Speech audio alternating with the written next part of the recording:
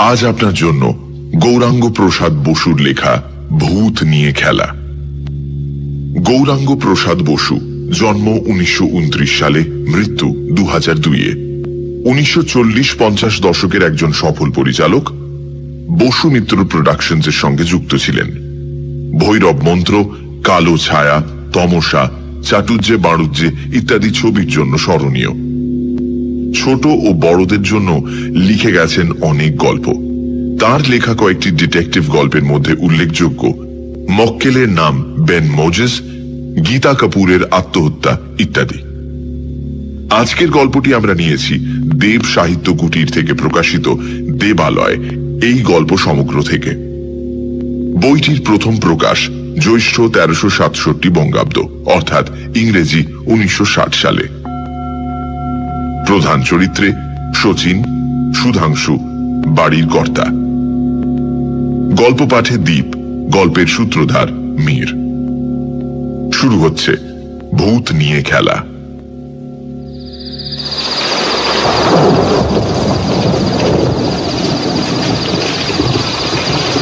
বর্ষার সন্ধে, বাইরে ঝমঝম বৃষ্টি আর ভেতরে তাসের আড্ডা।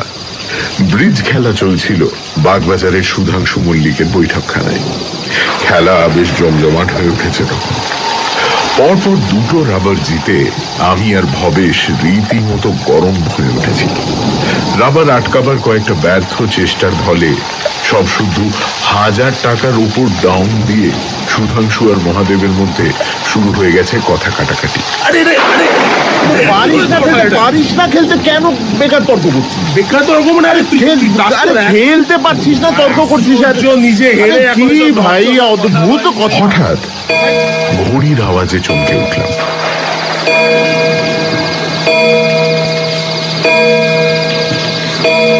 দশটা বাজে যে। ভবেশ বলে উঠল, আরেকটা রাবার চলুক, এই রাবার ও বৃষ্টি যেটা আগে শেষ হবে তারপরেই আমরা উঠব। আমি বললাম, তাহলে হয়েছে, খেলাও শেষ হবে না আর বৃষ্টিতেও ভিজবো।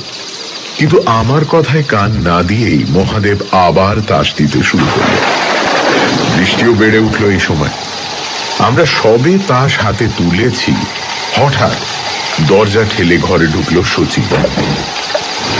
তার বর্ষাতি আর ছাতা থেকে বাইরের মতোই বর্ষণ হতে লাগলো ঘরের মধ্যে।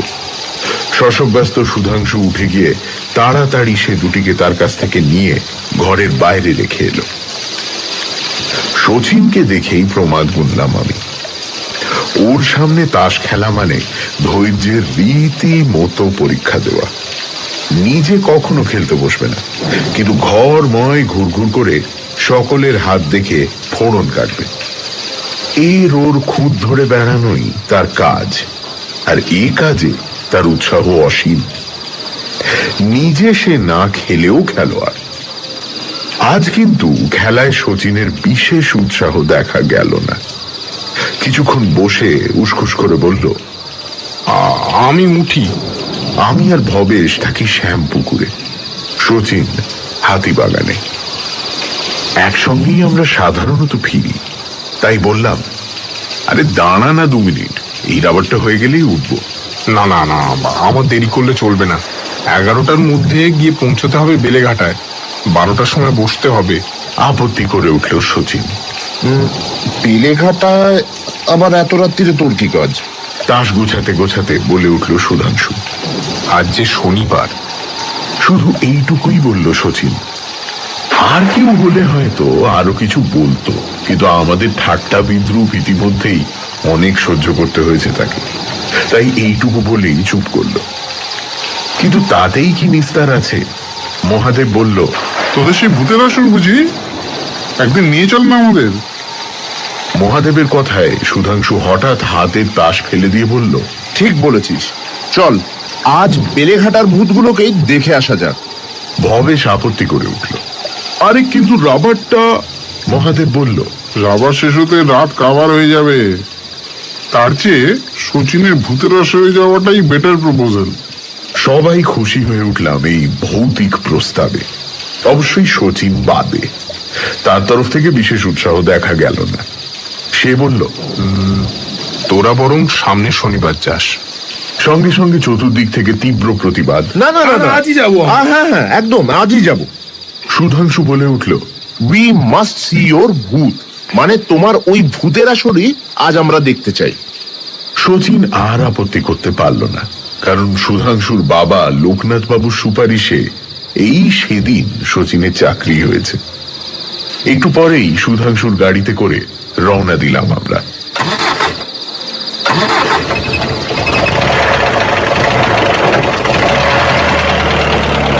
রাস্তার জমা জলে বার কয়েক গাড়ি প্রায় থেমে যেতে যেতে শেষ পর্যন্ত গন্তব্যস্থলে পৌঁছলাম আমরা। সামনের একটা বিরাট বাড়ি দেখিয়ে শচীন বলল, গাড়ি থামাও, এই বাড়িটা। বেলেঘাটা অঞ্চলে এরকম বাড়ি দেখতে পাবো স্বপ্নেও আশা করিনি আমরা। বৃষ্টির মধ্যেও বুঝতে পারলাম বাড়িখানা একেবারে আধুনিক ফ্যাশন দুরস্ত। বাড়ির বাইরে আরো 4খানা গাড়ি দাঁড়ানো দেখতে পাওয়া গেল। শচীন ব্যস্ত হয়ে বলে উঠল, সবাই এসে গিয়েছেন দেখছি। সে কি রায়, ওরা বোধহয় বসে গেছেন এতক্ষণ। ব্যস্ত হলেও শচীনের কিন্তু গাড়ি থেকে নামবার তাড়া দেখলাম না। সুধাংশু জিজ্ঞেস করলো, তুই আগে গিয়ে আমাদের আগমন বার্তা জানাবি, নাকি একসঙ্গেই আক্রমণ করব, কোনটা? শচীন বলল, না, একসঙ্গেই যাব, কিন্তু তার আগে তোমরা কথা দাও ওখানে গিয়ে কোনো রকম অসভ্যতা করবে না। শচীনের আশঙ্কা অমূলক নয়। সুধাংশুর যা প্রকৃতি, বৃষ্টির রাতে জলকাদা ভেঙে এত দূর গাড়ি চালিয়ে আসার কারণটা আসলে একটা গোলমাল বাঁধানো, এবং এ ব্যাপারে তার চিরকালের সুযোগ্য সহকারী হলো মহাদেব। তাছাড়া সুধাংশু যদি মা মনসা হয়, আমি তবে ধুনোর গন্ধ। ভবেশ নিজে কোনো অংশ না নিলেও দাঁড়িয়ে গোলমালটা দেখতে প্রায় সমানই উৎসাহী। সুধাংশু বলল, আরে আগে চল তো। শচীন এবার বেঁকে বসল। না, তোমরা কথা না দিলে ও বাড়িতে তোমাদের নিয়ে আমি ঢুকবো না। এতটা পথ এসে ফিরে যাবার ইচ্ছে কারুরই ছিল না, তাই সুধাংশু আপোষের চেষ্টা করে বলল, আরে বুজরুকি বা চালাকি না দেখলে গোলমাল করতে যাব কেন? আমি বোঝাবার চেষ্টা করলাম, গোলমাল করব এই কথাই বা তুই আগে থেকে ভেবে নিচ্ছিস কেন? শচীন কিন্তু তবুও চুপ করে বসে রইল। শেষ পর্যন্ত কথা দিতে হলো আমাদের, কিন্তু তার ফলটা যে ভালো হবে না সেটা আমি বুঝতে পারলাম। সুধাংশুর প্রকৃতি আমার চেয়ে বেশি বোধহয় বন্ধু বান্ধবদের মধ্যে আর কেউ জানে না। বাড়ির মধ্যে বিস্ময়ের আরেকটি ধাক্কা অপেক্ষা করছিল আমাদের জন্য। গাড়ি থেকে নেমে ডান দিকের এক বিরাট হল ঘরের সামনে গিয়ে দাঁড়িয়ে পড়লাম আমরা। হল ঘরটি আধুনিক ফ্যাশনে সাজানো। এক কোণে একটা পিয়ানো, দেয়াল ঘেঁষা প্রতিটি সোফার হাতলে ছাইদান বসানো। ঘর জোড়া কার্পেটের মাঝখানে একটি দামি গালচে পাতা। ঘরের মধ্যে 10-12 লোক বসে রয়েছে। বেশিরভাগেরই বয়স 55 পেরোনো। সকলের চেহারাতেই আভিজাত্য আছে। পোশাক পরিচ্ছদে অর্থ ও রুচির পরিচয়। শচীন ঠিক জায়গায় এনেছো তো, নাকি এই ঝড় বৃষ্টিতে বাড়ি ভুল করলো? ফিসফিস করে বলে উঠল সুধাংশু। আমারও কেমন একটা সন্দেহ হচ্ছে। মন্তব্য করল মহাদেব। চল সরে পড়ি, আমার কেমন ভালো ঠেকছে না। চাপা গলায় বলে উঠল ভবেশ। শচীন ইতিমধ্যে ঢুকে পড়েছিল হল ঘরের মধ্যে। সঙ্গে সঙ্গে অনেকগুলি গলা শোনা গেল। সাহেবী চেহারার একজন বিদেশি ইংরেজিতে বলে উঠল শচীনকে, তোমার দেরি দেখে ভাবলাম তুমি আজ আর এলে না। সাহেবী পোশাকে আরেকজন, সম্ভবত পার্সি, তিনিও ইংরেজিতে বলে উঠলেন, আমরা তোমার খোঁজে তোমার বাড়ি যাওয়ার কথা ভাবছিলাম। ধুতি পাঞ্জাবি পরা, ফ্রেঞ্চ কাট দাড়ি, ফর্সা চেহারার একজন প্রৌঢ় ভদ্রলোক বললেন, শচীন, তোমার শরীর ভালো আছে তো? তার কথারই প্রথম উত্তর দিল শচীন। বলল, আগে হ্যাঁ, আমার কয়েকজন বন্ধু আসতে চেয়েছিল, তাদের সঙ্গে করে আনতে গিয়েই দেরি হয়ে গেল। তোমার বন্ধু কই, কোথায় তারা? প্রৌঢ় ভদ্রলোক ব্যস্ত হয়ে উঠলেন। আমাদের দিকে চোখ পড়তেই আরে এসো এসো বলে ভদ্রলোক এমন খাতির করে উঠলেন যে রীতিমতো লজ্জিত বোধ করলাম আমরা। শুধু সুধাংশুর মুখ তখনও কঠিন হয়ে রয়েছে। সুধাংশুর মুখের দিকে তাকিয়েই বোধ করি ভদ্রলোক ব্যস্ত হয়ে উঠলেন। তোমরা শচীনের বন্ধু, শচীনেরই বয়সী। তুমি বললাম বলে কিছু মনে করলে না তো? আগে না না, কি আশ্চর্য, সকলের হয়ে আমি বলে উঠলাম। তবে দাঁড়িয়ে কেন, এসো বসো। আরে না না, সোফায় নয়, একেবারে গালচেতে বসো। বলে তিনি আর সকলের দিকে ফিরলেন এবং বাংলা, হিন্দি এবং ইংরেজিতে পরপর সকলকে আহ্বান করলেন নেমে আসতে। Gentleman, please be seated. আইয়ে আইয়ে बैठिए। সঙ্গে সঙ্গে সকলে, সাহেব ও পার্সি ভদ্রলোক সমেত, পায়ের জুতো খুলে গালচের ওপর চক্রাকারে আসন করে বসে পড়লেন। আমরা বসেছিলাম এক ধারে। প্রৌঢ় ভদ্রলোক, তিনি যে গৃহস্বামী সে বিষয়ে এতক্ষণ আর আমার সন্দেহ ছিল না, আমাদের কাছে এগিয়ে এসে বললেন, দূরে বসে কেন? তোমরা আজ বিশেষ অতিথি, সামনে এগিয়ে বসো। আমাদের চক্রের প্রথম পংক্তিতে বসিয়ে ভদ্রলোক গিয়ে এক দেয়াল আলমারির ভেতর থেকে 4টে ধূপদানি বার করে নিয়ে এলেন। সেগুলো এনে বসিয়ে দিলেন চক্রের মাঝখানে 4 কোণায়। তারপর মোটা চন্দন ধূপ লাগিয়ে সেগুলি জ্বালিয়ে দিলেন। অনুষ্ঠান পর্ব শেষ করে ভদ্রলোক ডাকলেন, শচীন, এসো।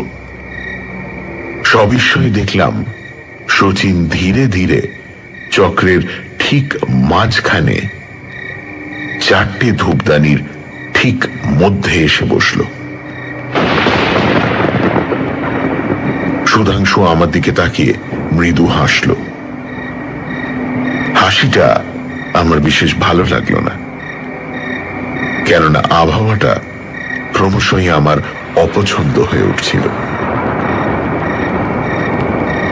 মনের মধ্যে অস্বস্তি যেন ক্রমেই বেড়ে চলেছিল।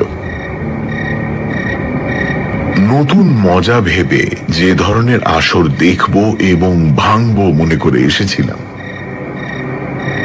এর সঙ্গে যেন তার কোনো সম্পর্কই নেই। প্রৌঢ় ভদ্রলোক দেয়ালে আলোর সুইচের কাছে গিয়ে দাঁড়ালেন। বাংলা, হিন্দি ও ইংরেজিতে পর পর বলে গেলেন, এবারে আসর আরম্ভ হলো।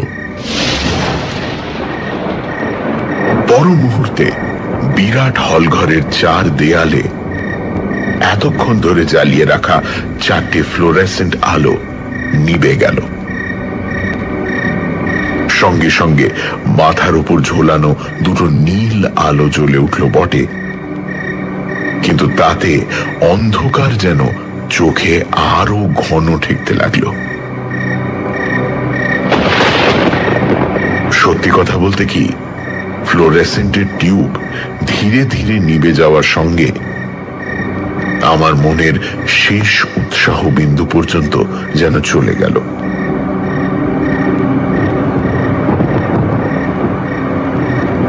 তীব্র ফ্লোরেসেন্টের পর ক্ষীণ নীল আলোয় দৃষ্টি ফিরে পেতেই কেটে গেল কয়েক সেকেন্ড। তারপর তাকিয়ে দেখলাম শচীনের পাশে এসে প্রৌঢ় ভদ্রলোকটি বসেছেন। মৃদু স্বরে শচীনকে কি জিজ্ঞাসা করলেন তিনি, এবং শচীনও যেন কি উত্তর দিল প্রশ্নের। তারপর কয়েক মিনিট কেটে গেল অতি অস্বস্তিকর নীরবতায়। হঠাৎ প্রৌঢ় ভদ্রলোকের ডাক শুনতে পেলাম, সুধাংশু, সুধাংশু? কোন সুধাংশু? সুধাংশু আমার পাশে বসে বোধ করি একই কথা ভাবছিল। শচীনের বন্ধু সুধাংশু, তোমার সঙ্গেই কথা বলছি। প্রৌঢ় ভদ্রলোকের গলা শুনতে পেলাম আবার। বলুন, কি বলছেন? শক্ত গলায় সাড়া দিয়ে উঠল সুধাংশু। তোমরা আজ আসরে প্রথম এসেছো, তাই আজকের আহ্বানের ভার তোমাদের, বিশেষ করে তোমাকে দিলাম। তোমাদের সকলের পরিচিত কোনো পরলোকগত ব্যক্তির আত্মাকে তোমরা স্মরণ করতে পারো।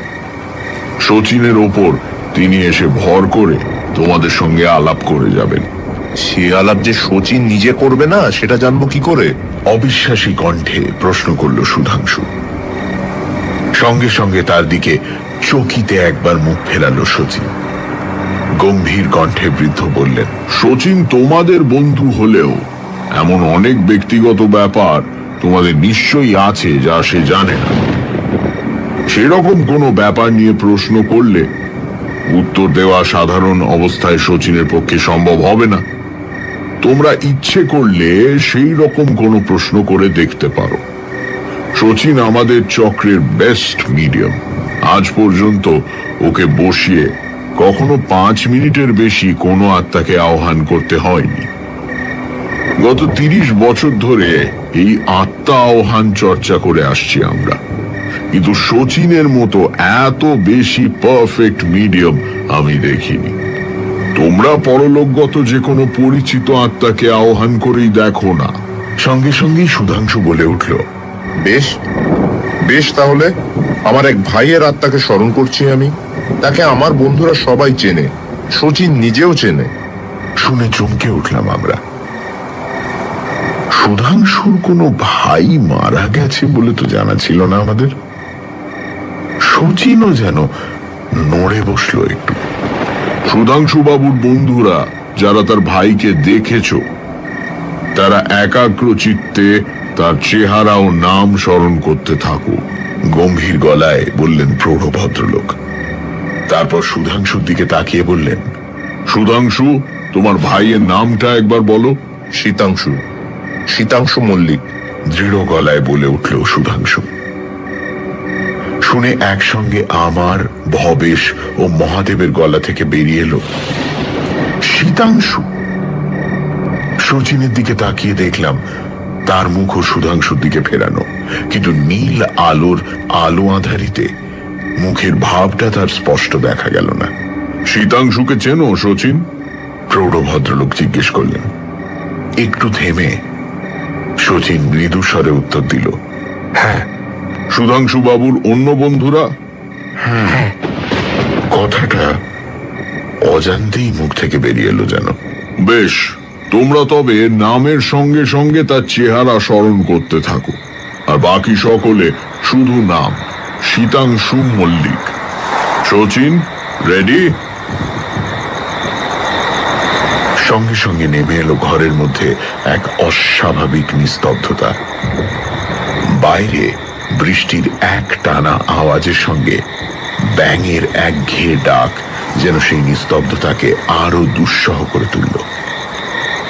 এক একটা মিনিট এক একটা যুগ বলে মনে হতে লাগলো। মিনিট 15 কেটে যাওয়ার পর যেন চঞ্চল হয়ে উঠলেন প্রৌঢ় ভদ্রলোকটি। কি হলো শচীন? বিস্মিত হয়ে প্রশ্ন করলেন তিনি। এত দেরি তো তোমার কখনো লাগে না? শচীন সে কথার কোনো উত্তর দিল না। ভদ্রলোক আমাদের দিকে ফিরে বললেন, সুধাংশু, তুমি একাগ্র মনে শীতাংশুকে স্মরণ করছো তো? সুধাংশু উত্তর দিল, আগে হ্যাঁ, করছি। তোমার বন্ধুরা? হ্যাঁ, ক্ষীণ কণ্ঠে উত্তর দিলাম আমি। সুধাংশুর রসিকতায় সত্যি বলতে কি মজার চেয়ে বিরক্তি বেশি বোধ করছিলাম। সুধাংশুর ছোট ভাই শীতাংশু, ডন বৈঠক করা তার চেহারা, মরা দূরের কথা জীবনে তার একটা অসুখ হতেও দেখিনি। বৃষ্টির রাতে নিজের বিছানায় শুয়ে নাক ডাকিয়ে সে এখন ঘুমোচ্ছে। শীতাংশুর ঘুমের কথা, বৃষ্টির রাতে বিছানার কথা ভাবতে গিয়ে অন্ধকারে বসে বসে ভুলতে শুরু করেছিলাম বুঝি। হঠাৎ কড় কড় কড়াত শব্দে এক প্রচন্ড বজ্রপতনের আওয়াজে সজাগ হয়ে উঠে দেখি ভবেশ আমায় ধাক্কা দিচ্ছে। সেই সঙ্গে আরো যা দেখলাম তাতে বিস্ময়ে আমার চরমে উঠল। শচীন লাফিয়ে লাফিয়ে উঠে দাঁড়াবার চেষ্টা করছে, আর তাকে দু হাতে পাঁজা কোলা করে ধরে রয়েছেন প্রৌঢ় ভদ্রলোকটি, কিন্তু আর যেন ধরে রাখতে পারছেন না।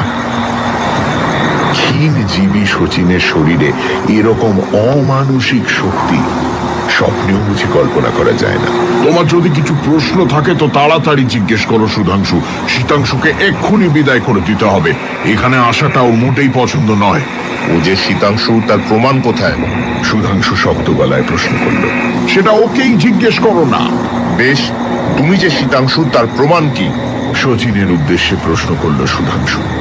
বিকৃত গলায় শচীন বলে উঠল, প্রমাণ, এক্ষুনি প্রমাণ দেখিয়ে দিচ্ছি। এই কথা বলেই ভদ্রলোকের হাত ছাড়িয়ে ঝাঁপিয়ে পড়ল সে সুধাংশুর ওপর। সুধাংশু যথেষ্ট শক্তিশালী, এমনিতে গোটা দুয়েক শচীনের চেহারার লোককে ধরাশায়ী করতে তার বেগ পাওয়ার কথা নয়, কিন্তু এ যেন ঘটে গেল উল্টো। সুধাংশুর গলাটা দু হাত দিয়ে চেপে ধরল শচীন, আর সেই সাঁড়াশির পেছন থেকে নিজেকে কিছুতেই মুক্ত করতে পারছে না সুধাংশু। আরে সচিন, কন্ট্রোল ইয়োরসেলফ। সচিন, ওকে ছেড়ে দাও, ছেড়ে দাও। সচিন, কি করছো তুমি? সচিন! প্রৌঢ় ভদ্রলোক ছুটে এসে শচীনকে ছাড়াবার চেষ্টা করছেন, কিন্তু সুধাংশু ততক্ষণে গো গো করতে শুরু করেছে। বিকৃত গলায় শচীন শুধু থেকে থেকে চেঁচিয়ে উঠছে, আমায় খুন করলে, আমায় খুন করলে, আমায় খুন করলে। এই ধস্তাধস্তির মধ্যে ভদ্রলোক চেঁচিয়ে উঠলেন, তারক ব্রহ্মর নাম করুন সকলে, আলো জ্বালিয়ে দিন। তারক ব্রহ্মর নাম করুন, তারক ব্রহ্মর নাম করুন। আমিও মহাদেব প্রথমটা থতমত খেয়ে তারপর ছুটে গিয়েছিলাম সুধাংশুর সাহায্যে। মহাদেবের কি হয়েছিল জানি না, কিন্তু শচীনকে ধরবার চেষ্টার সঙ্গে সঙ্গে পেটে একটা লাথি খেয়ে ঘুরে পড়েছিলাম আমি।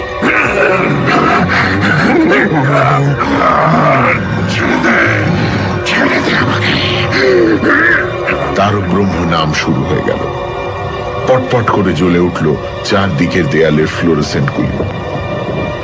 সুধাংশুর গলায় শিথিল হয়ে এলো শচীনের হাত, এবং মত্ত হাতির শক্তি মুহূর্তে অন্তর্হিত হয়ে দেখতে দেখতে ঢলে পড়ল সে সুধাংশুর পাশেই। সুধাংশুর মুখ থেকে তখন গ্যাজলা উঠছে। বৃষ্টি ধরে এসেছিল তখন। এইরকম একটা ক্যালামিটির পর আমাদের আর বসে থাকতে ইচ্ছে হলো না ওখানে। আমরা সবাই বাড়ি ফিরবার জন্য ব্যস্ত হয়ে উঠলাম। ইতিমধ্যে সুধাংশুও কিছুটা ধাতস্থ হয়েছিল।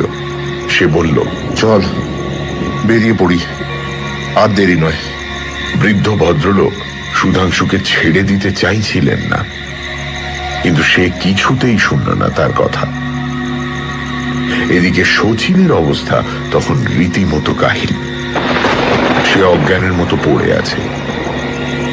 ব্যাপার দেখে বৃদ্ধ ভদ্রলোক বললেন, শচীন আজ এখানেই থাক, ওর নার্ভের ওপর ভয়ানক স্ট্রেন হয়েছে আজ। আমরা তাই বাধ্য হয়ে শচীনকে রেখে রওনা দিলাম। রাত তখন 1টা বেজে গেছে। সুধাংশুর বাড়ির সামনে গাড়ি এসে থামতেই বাড়ির ভেতর থেকে কান্নার আওয়াজ শুনতে পেলাম আমরা।